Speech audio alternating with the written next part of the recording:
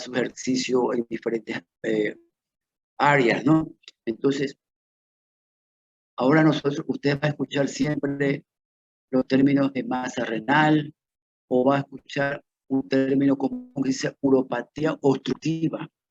Ese es un término, por eso yo insisto en que ustedes tienen que conocer estos términos porque todos tenemos que hablar el mismo lenguaje cuando estemos pasando visita, cuando usted vaya a ver un paciente o cuando llegue un informe que dice ahí uropatía obstructiva.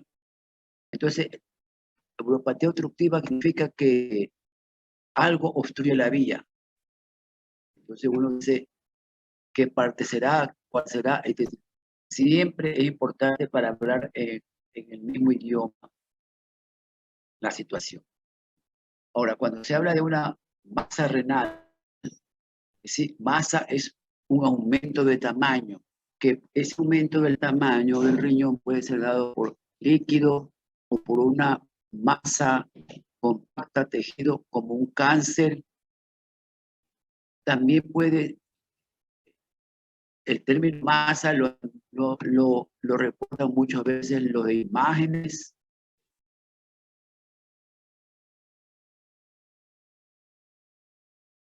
Y usted debe recordar, por ejemplo, que todo lo que aumente el volumen, el tamaño más o menos normal del riñón son 12 centímetros de largo, 3 de ancho y de espesor 3 centímetros. No es matemático, sino que es un método para recordarlo, ¿no? Que más o menos calcula usted 12 centímetros. Entonces, en algunos casos puede que esté más pequeñito, entonces ya usted tiene una idea de que algo está pasando en ese órgano o en ese paciente. Que siempre siguen llegando, entonces no tengo que seguir. Bueno, entonces también puede haber causas congénitas que muestren un riñón aumentado de tamaño, por ejemplo, los quistes. Quiste renal, como el nombre dice, quiste es líquido y los quistes renal, el 99% de los pacientes que tienen quiste renal son de origen congénito, compatible con la vida, compatible con la función del riñón y no es imperativa su solución quirúrgica, salvo que necesite o moleste mucho. En nuestro medio muchas veces cometemos el error de preocupar mucho a los pacientes o no actuamos con una ética correcta. ¿Por qué? Porque alguna vez vienen los pacientes aquí preocupados y dice, doctor, el médico que me hizo, por alguna razón se hace una ecografía a alguna dama porque tuvo un cólico y parece que tuviera cálculos en la vesícula, que es más común que en los varones, y le hacen un rastreo ecográfico y le dicen, el médico que le hace la ecografía se precipita y se tiene una masa en el riñón. El término masa asusta. Entonces va la señora y le dice al nieto, si es que ella no maneja la cuestión técnica, le dice, me mira que dice masa renal. Entonces ve, abre en internet masa renal y si sale masa renal, le dice, entonces es un cáncer de riñón. Entonces la señora, me dice, el doctor me dice que tengo un tumor renal, una masa en el riñón. No, entonces, y alguna vez han cometido el error, porque eso no está bien, no es correcto, que le dicen al paciente o la paciente, yo lo puedo derivar para que lo operen pronto. Entonces, imagínense, le ven una masa y le están diciendo que hay que operar pronto, entonces se le derrumba el mundo a la paciente y al entorno familiar. Bueno, no, tampoco, no todo el mundo va a dejarse impresionar y enseguida se va a entregar a un quirófano, pero algunos sí lo hacen. Entonces, más es un aumento de tamaño, es un término que se aplica a todo lo que es cambio de volumen de tamaño. Entonces, quiste renal es de nacimiento, congénito, y muchas veces usted, si nació con un quiste y no le desarrolla mucho en su vida, usted se muere con su quiste. Ahora, también puede haber un quiste peripélvico, significa que está en la pelvis, a veces eso es un hallazgo y alguna vez puede ser intervenido ahora se puede resolver por vía laparoscópica. Lo que menciono es para que tengan una idea que se presenta. Hay otra dilatación grande que puede ser una dilatación grande de la pelvis, que es una patología que muchísimos se olvidan. Normal, usted aquí unos meses ya se olvidará todo lo que yo he escuchado de mí, si es que escucha. Entonces hay un síndrome de la unión uretral, es decir, cuando se junta el éter con la pelvis, hay una dilatación grande. Eso es de nacimiento, por un vaso aberrante, por una herida, por una mala implantación, y esa patología a largo plazo daña el riñón. Va a dañar el riñón y hemos tenido y tendremos pacientes que se han hecho insuficiente renal por tener esta anomalía y no haber sido evaluada y tratada en su debido momento. Otra patología grande y que todavía se presenta son los riñones poliquísticos. Es una patología congénita, es de un gen dominante, porque los riñones poliquísticos, alguien en la familia tuvo, el paciente que se presenta cuando usted le hace el diagnóstico, y los descendientes de ese señor tendrán, alguno de ellos, si es hombre o mujer, tendrá riñón poliquístico. La enfermedad de riñones poliquísticos es dominante, de origen genético, y todo el riñón a largo plazo, después de los 40 años, se comienza a alterar el parénquima y se hace una serie de quistes. Ya ojalá tengamos tiempo para poder mostrar una diapositiva de los riñones poliquísticos. Y siempre debutan, cuando es muy agresivo, debuta con hipertensión arterial en un hombre o mujer joven de 40, 45 años, y le hacen una ecografía y comienzan a ver riñones poliquísticos. Al principio son pues de 3, 4 milímetros y se van multiplicando y van agrandando, y los riñones alcanzan un gran volumen, esos quistes alcanzan un gran volumen. Ahora, una masa también lo da las neoplasias. En la infancia puede haber un tumor de Wilms que se detecta a tiempo, y si se detecta a tiempo el niño se salva y queda solo con un riñón. El otro es la masa de carcinoma de células renales, es decir, cáncer de riñón, que también coge gran volumen, distorsiones, es una masa, pero esa masa es de tejido compacto. También, bueno, el cáncer de riñón es todavía fuente de muchísimo estudio, porque complica muchísimo, siempre se está modificando las clasificaciones y todo, porque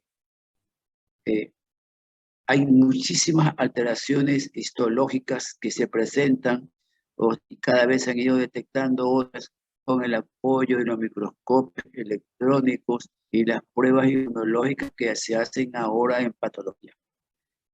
También puede haber un cáncer de las células resisionales, que es otro tema de otro origen, que puede afectar la pelvis y causar una gran dilatación. Estas son masas que se presentan, y son causas de que se agrande el riñón, se distorsione su tamaño. Entonces, aquí también puede el riñón alterarse por causas inflamatorias, metabólicas, por ejemplo, por una tuberculosis que todavía esporádicamente se presenta, por cálculos que obstruyen el riñón, aumenta un gran volumen el riñón, por los traumas. Aquí tenemos en nuestro servicio un paciente que tuvo el día viernes, jueves pasado, un accidente en moto, un hombre de 28 años que, según la historia, lo atropelló, sí, fue impactado por un vehículo cuyo chofer iba con efectos de alcohol, y lo impulsó el de la moto. El señor vive, tuvo suerte, todavía, dependiendo de la fe, lo quieren que todavía vive, porque el riñón está lesionado, parece que ha habido un desgarro de película porque no hay circulación, no hay ecodoppler y se una gran masa. Estamos esperando que se enfríe un poco para sacar ese riñón por un trauma, una gran masa. Ahí está. Tuvimos suerte porque se puede haber chocado y muerto en el camino, pero así son las circunstancias, ¿no? Esas son causas metabólicas que pueden provocar un aumento de tamaño a nivel del riñón. Ahí hemos escrito causas ureterales. Las causas ureterales pueden ser congénitas, como estenosis de la unión piel-ureteral. Hay una patología que se llama ureterocele.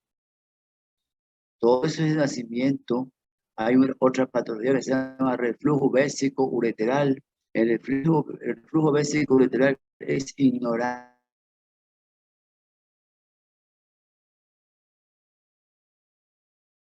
muchísimas veces en pediatría. Hola, hola.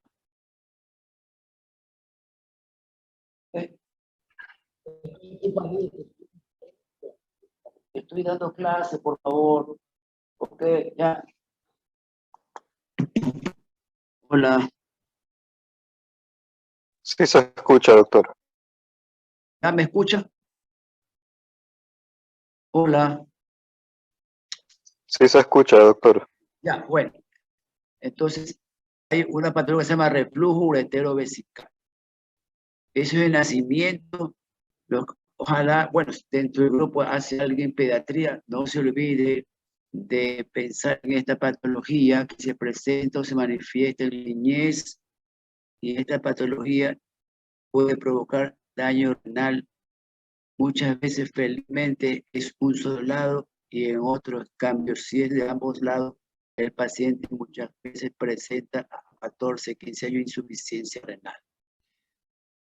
Todavía, como es de nacimiento, no debemos olvidarnos de esa patología. Ahora, las válvulas ureterales son cada vez más escasas, pero puede esporádicamente encontrarse.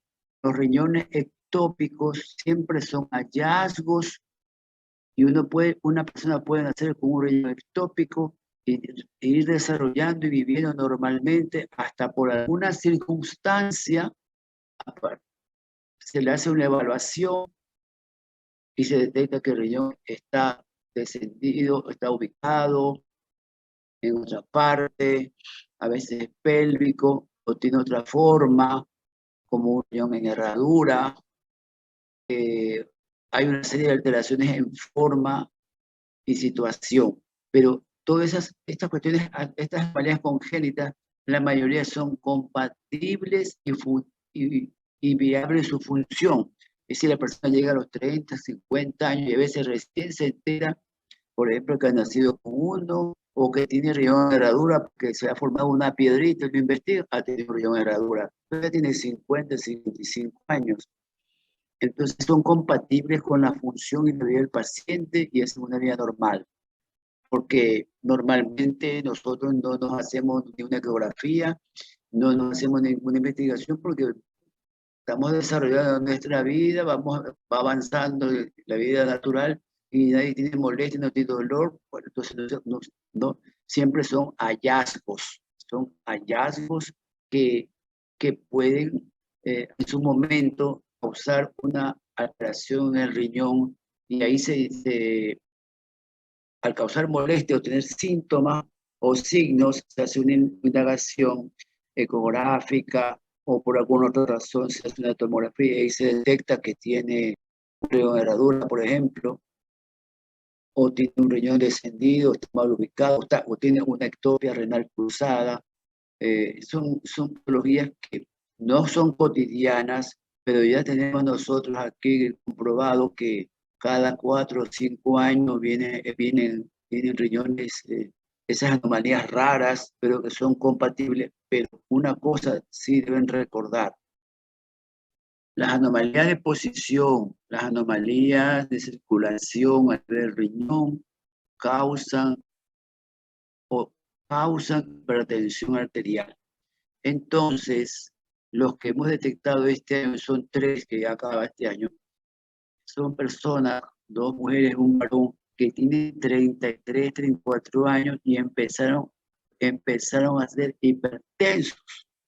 Entonces lo mandan a nefrología y la nefróloga que está con nosotros muchos años, ella enseguida pedía una ecografía y hacía la investigación porque nadie tiene que ser hipertenso a partir de los 30 y pico, 40 años. Entonces siempre se debe buscar la causa. Entonces, en estos tres pacientes detectaron una anomalía, se hizo una urotomografía y tienen anomalías, ectopias renales cruzadas. Esas anomalías de posición y todo van a tener también alteraciones vasculares, doctor. ¿Por qué? Porque si está en otro sitio, los vasos que nutren ese riñón están en otra posición o se han acomodado para nutrir el riñón que está, por ejemplo, en la cavidad pélvica. Entonces, a veces esa arteria, y por lo regular es la arteria que nace igual, entonces es una arteria larga hacia codos, porque algunas veces tenemos que hacer una corrección, pero el tratamiento no es muchas veces el riñón ectópico que causa daño, a veces se ha atrofiado porque ha faltado algo de circulación. Entonces, alguna vez el tratamiento ha sido sacar el riñón anómalo y se acabó la hipertensión. ¿Por qué? Porque ustedes deben recordar la hemodinamia de la circulación.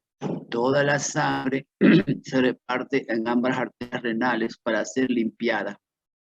Entonces, cuando uno de ellos está dañado, el otro va a compensar la función, perdón, y al compensar la función, él va a su debido momento a cansarse, y entonces ahí veces surge la hipertensión arterial.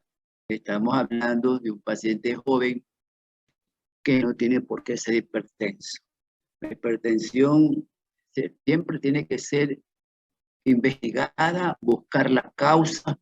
No nos podemos contentar con dar una droga, una medicación antihipertensiva, sino la causa. Lógico está que cuando ya somos años, eso es otra cosa, pero estamos hablando, y estoy hablando claramente sobre gente joven que comienza a hacer hipertensión, entonces siempre tiene que descartarse causa renal.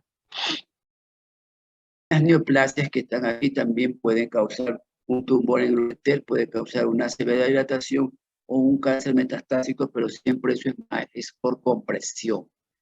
Aquí volvemos a repetir las causas ureterales, que pueden ser inflamatorias, por tuberculosis, que esporádicamente tenemos, abscesos. Esos abscesos ya comentaremos una clase completa de abscesos, que es otra patología que en el medio se presenta muy a menudo, y ya lo haremos con detalle. Yo te estoy tratando de informar de todas las patologías que pueden causar problemas a nivel del árbol urinario superior. Aquí tenemos unas causas vesicales de la uretra, unas válvulas de la uretra posterior, una fimosis. Ya tenemos que hablar bien que fimosis es uretral, hipospadia, epipadia, hidrocolpos, las neoplasias como cáncer de vejiga, cáncer de próstata, cáncer de uretra, cáncer de pene. Mire que lo que estoy mencionando son patologías urológicas. Claro, hay unas que son esporádicamente, que se presentan esporádicamente, felizmente, pero se presentan. Inflamatorias como la prostatitis, que cada vez es más común en el medio. ¿Por qué? La prostatitis es más común en el medio por la práctica o la actividad sexual que se realiza especialmente en hombres jóvenes, ¿no?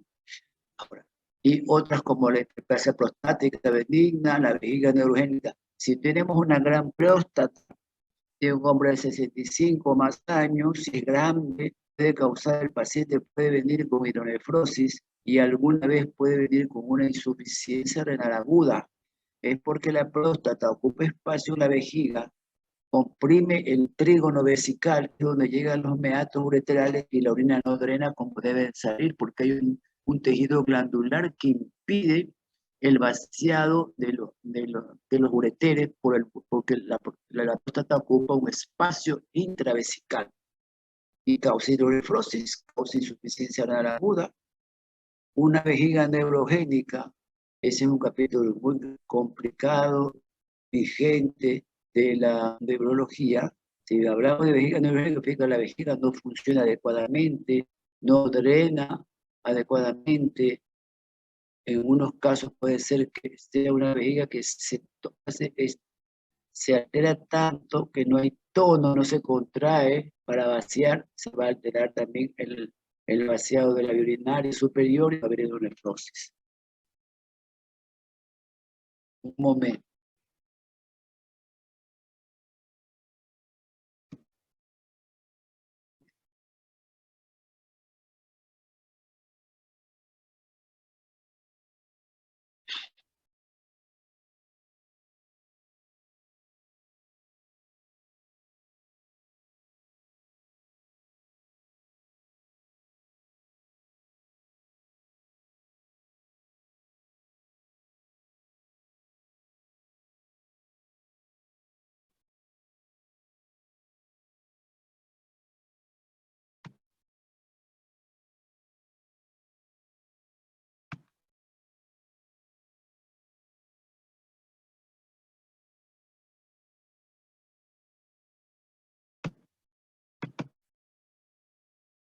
A ver aquí cómo la cosa.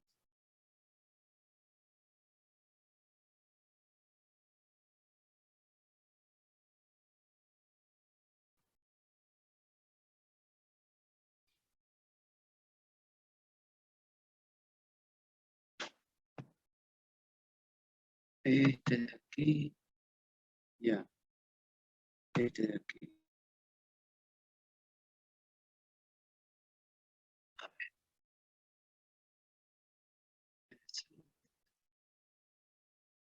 Está mal. Espera, un momentito. Yo quiero sacar esto.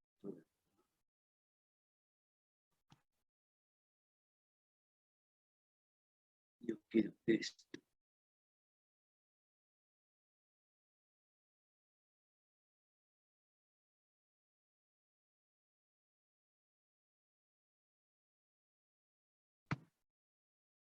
Ya, esto. A ver, observan. Hola, Sí, doctor. ya, ya. Entonces, mire, aquí, esto también, como hemos dicho, a causa de vejiga y de uretra. Todo lo que puede causar una obstrucción y viene el paciente con una uropatía obstructiva. A veces vienen los informes y dice uropatía obstructiva, entonces tú tienes que evaluar al paciente, puede que su colega no le mande muy detallado, entonces tiene que ver dónde está cuál es la patología obstructiva del tracto urinario superior o inferior. Aquí está resumido especialmente las causas de la uretra, las neoplasias que afectan vejiga, los procesos inflamatorios.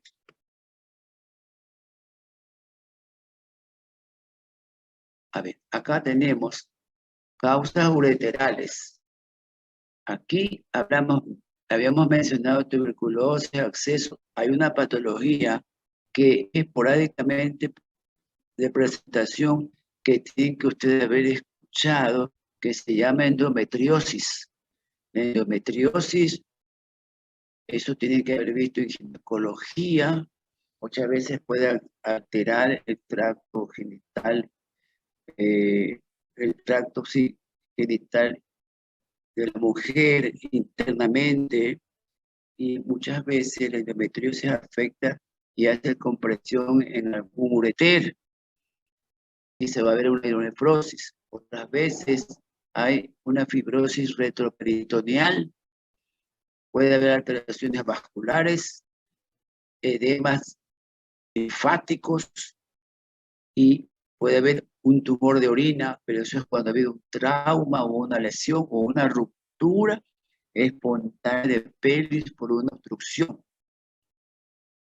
Hace muchos años, cuando uno alguna vez los mayores decían, hay un urinoma porque ha habido una ruptura de pelvis. Y uno dice, pero ¿cómo? Si supongamos que hay un cálculo y se enclava y entonces la pelvis se distiende y muchas veces nosotros le sugerimos al paciente o la comunidad sugiere al paciente que sospeche que tiene cálculo, dice que tome bastante agua, que camine, que tome agua, y el paciente toma agua como no tiene utilidad como toma agua, y el riñón sigue produciendo orina y se sigue extendiendo la pelvis hasta que en algún momento la pelvis, que es una estructura que tiene mucosa, que tiene una ligera capa cerosa y dentro de esa hay unas pequeñas fibras musculares, porque ella se contrae para expulsar la orina en forma natural a través del ureter, por a base de presión de agua que llega.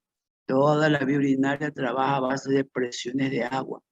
Su riñón produce orina, llega a la pelvis, ella se contrae y baja al ureter. Y el ureter se contrae como un ordeño, así se contrae por segmento, así como cuando usted cierra el puño, así es la contracción del ureter. Esa estructura finita que tenemos ahí en el recto peritorio que nos conduce la orina de la pelvis a la vejiga. Esa es su función.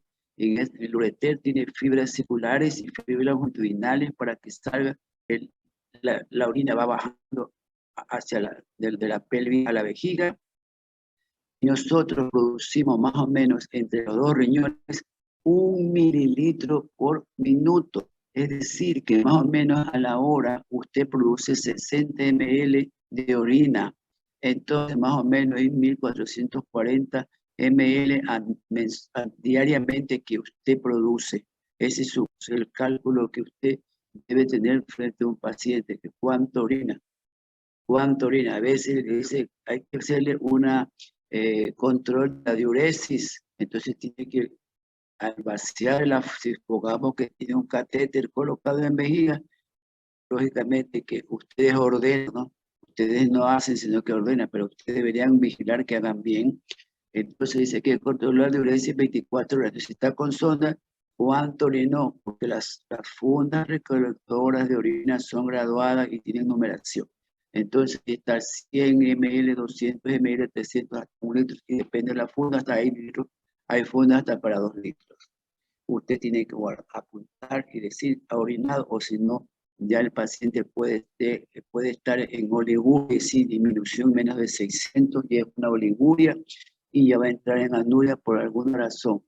Es importante recordar que cuánto usted es la micción, no es matemáticos, pero si usted no toma agua, orina menos, pero más o menos en toda la ingesta usted tiene que orinar sobre los 1000 diariamente, porque producimos 60 ml por hora en 24 horas. Bueno, también puede haber una compresión por el embarazo, especialmente, a ver, normalmente durante el embarazo hay cambios normales en el tracto urinario. ¿Por qué?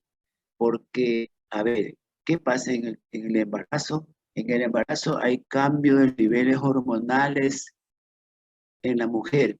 ¿Qué hormona va a predominar? Es la progesterona. Entonces, la progesterona es la que me va a inhibir un poco la contracción del ureter. Y muchas veces puede haber una pequeña hidronefrosis que es temporal, que se va a mejorar cuando ya sale el producto y se compensa. La anatomía femenina, por naturaleza, está perfectamente creada para que el embarazo no altere las funciones y los órganos que se ven afectados, en este caso el tracto urinario, se compensen y trabajen perfectamente bien luego de un embarazo, de una dama teniendo un embarazo.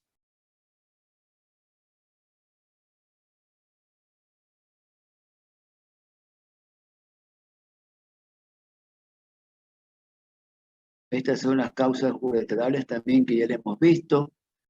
Esto, un momento. Esos cuadros que tengo para tratar de resumir las patologías que en algún momento vamos a ver.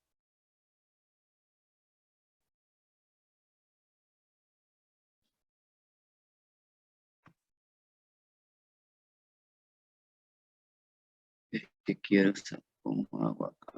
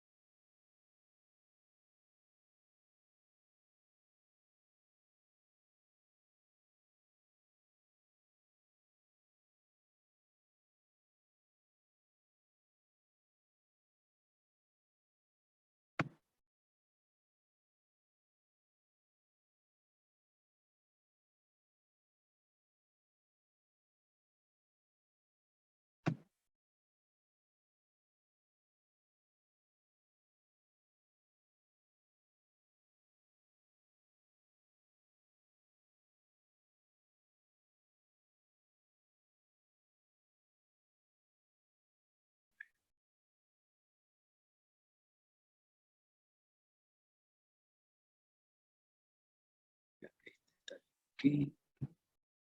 Ahora yo quiero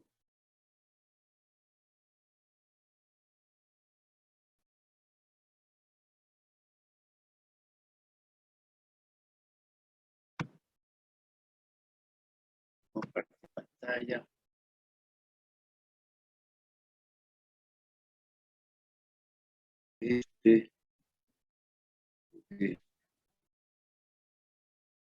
Ya. Ahora sí, ya. A ver, aquí tengo un pequeño problema con ustedes. ¿Cómo hago? A ver. ¿Están viendo, doctores? No. Sí, doctor. Arrastre por arriba, doctor. Coja la parte donde dice clase a su izquierda. Esta de acá, aquí. Arrástrala a su izquierda para que pueda hacerla más grande. O dale doble clic. Aquí. En la diapositiva. Ahí ya. Ahí ya. Okay, ya. Mire, otra de las causas por las que se puede provocar una dilatación de los riñones es algo poco frecuente, pero va a algún momento a tocarse, que es una fibrosis retroperitoneal. Esto ocurre muchas veces, a ver, ¿cuándo? Especialmente cuando por alguna razón se hace una cirugía agresiva, que tiene que ver especialmente en una mujer, que se puede hacer una histerectomía, o se hace pero dependiendo de la causa, una cosa es una histerectomía por unos miomas que producen mucho sangrado, es una cosa. Otra es una histerectomía por una masa de uterino. Muchas veces hay que hacer linfadenectomía bilateral. Y ahí como está en el dibujo, ahí están los ureteres cruzan los vasos ilíacos. Y si hay una disección un poco agresiva o si retiramos muchos vasos nutricios, los vasos nutricios van por la grasa que rodea al ureter, la grasa de su entorno, por ahí van los vasos nutricios, ¿sí? Las pequeñas arteriolas que nutren a esa estructura. Podemos causar una fibrosis, como el nombre lo dice, fibrosis retroperitoneal.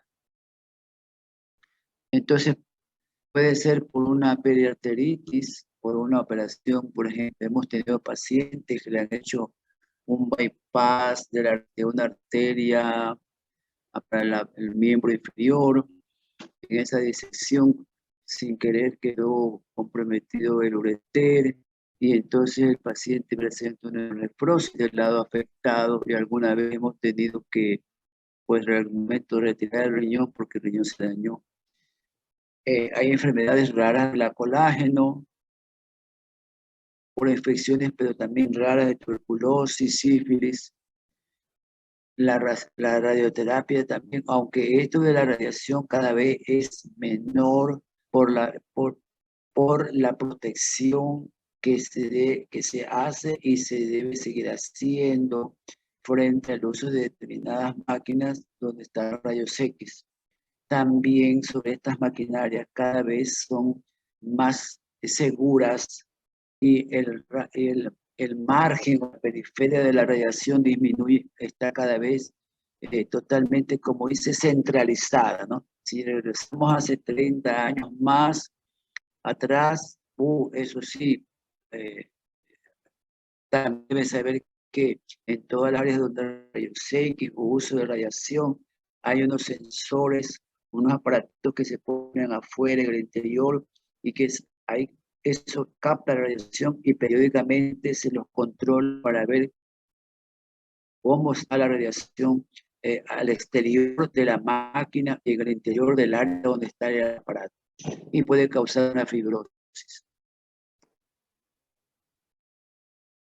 También la fibrosis puede ser causada por fármacos y otras patologías, los tumores retroperitoneales. Los tumores retroperitoneales es un capítulo muy interesante en nuestra especialidad y en eso, cuando hablamos de tumores retroperitoneales, hablamos de todo lo que es masa y comenzamos a hablar de los riñones que pueden ocupar un gran tamaño y de gran volumen. Pensamos en el retroperitoneo. En el retroperitoneo hay las glándulas suprarrenales que están ubicadas en el polo superior de ambos riñones. Ellas pueden desarrollar un tumor. Esos tumores a veces se los conoce como incidentalomas, que de forma incidental se los detecta. No siempre los tumores suprarrenales son activos o producen, si hablamos, si menciona la suprarrenal, debemos recordar, dígame,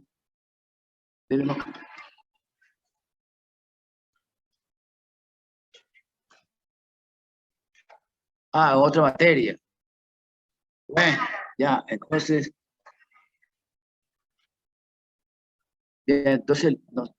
entonces sí van a recibir clases este jueves, pues, ¿no?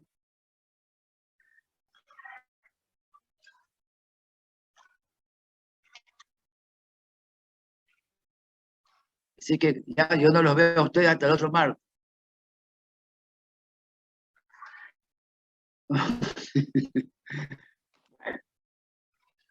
Ahora sí.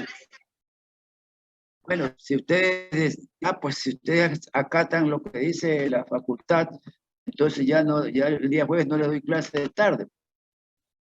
Bueno.